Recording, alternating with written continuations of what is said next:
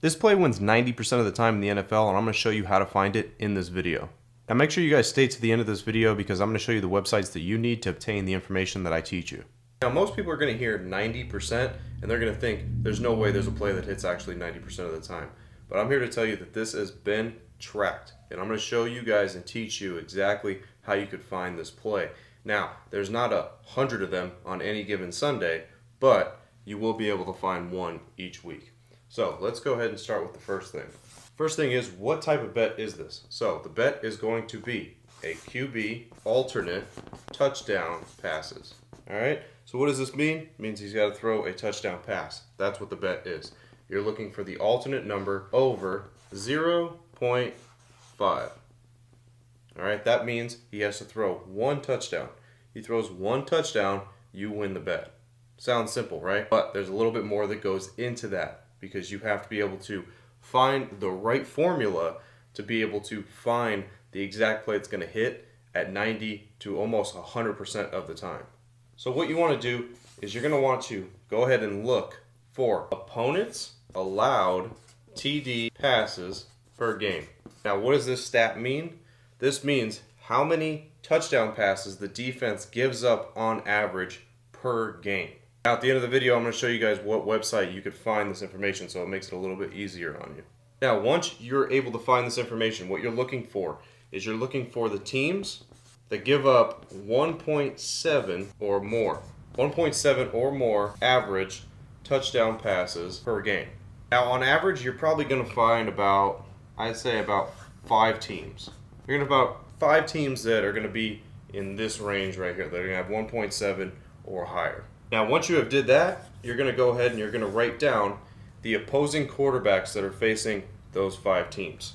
Okay, so write down opposing QBs versus those 5 teams. So that should give you a list of the QBs, or like I said, any given Sunday that's coming up. Should give you a list of 5 quarterbacks. Now, doesn't mean that you could just go randomly and bet those quarterbacks to throw one touchdown. That's not what that means. Because now we have to further filter that list to get it down to maybe 1, maybe 2.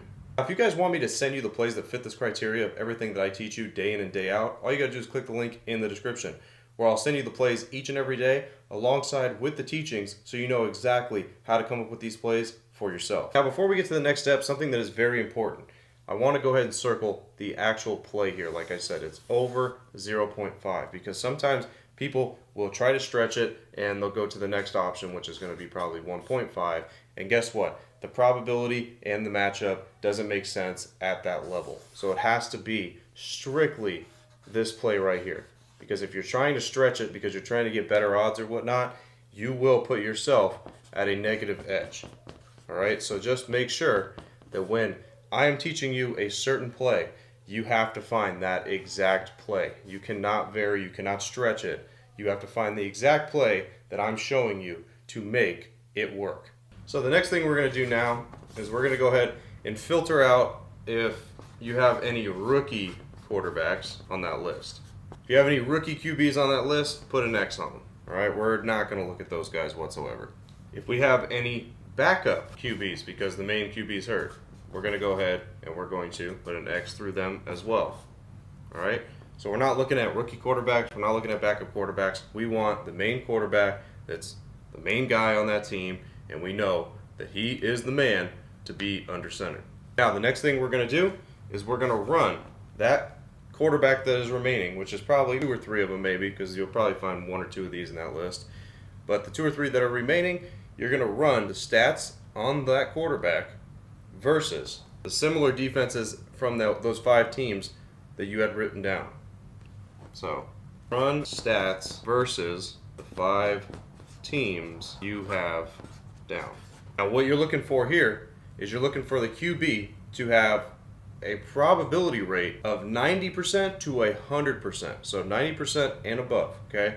You're looking for 90% and above versus the 5 teams that you have written down. Those are the teams that allow 1.7 or more touchdown passes per game.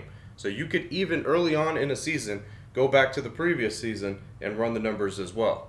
Because what you're doing is now you are having a quarterback or maybe a couple quarterbacks that have a 90% or greater probability to throw for 1 touchdown in a game going against a defense that allows at least 1.7 or more touchdown passes per game.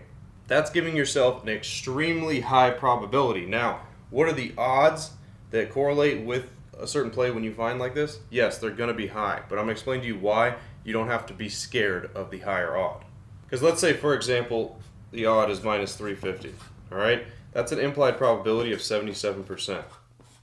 Now, if your quarterback is 90% of the time throwing for 1 touchdown against those type of defenses, and that's a defense that he's playing on Sunday, now you've gave yourself a plus 13% edge. All right, now that is just literally at 90%. There's some that actually have 100%, which doubles this up a little bit. All right, gives you 23%. All right, so there are plays like this every single Sunday. And like I said, people are like, oh, 90%, maybe that doesn't make sense. But this is probability, and you can't fight probability when it lines up. When a QB has a great matchup against a defense that allows touchdown passes, guess what? It's a recipe for him to throw at least 1 touchdown pass. And you create yourself an edge. Like I said before, doesn't mean you can just go randomly play quarterbacks to throw for 1 touchdown. It has to make sense. The odds have to correlate. The implied probability versus the true probability has to make sense to create that edge for you to be able to do this long term and do this at least once every week. Now, what websites do you use to find this information? So to find the opposing teams giving up the allowed touchdown passes, you would go to team rankings. And if you guys watch some of my other videos, you probably know that we use this a couple times. All right, so you'd go to team rankings, and then you'd go to pass defense. Okay, pass defense, and then under pass defense, you'll see it says opponents, passing, TDs. All right, and that's where you'll find that list each and every week. Obviously, it gets updated every week, but that's where you'll find that list.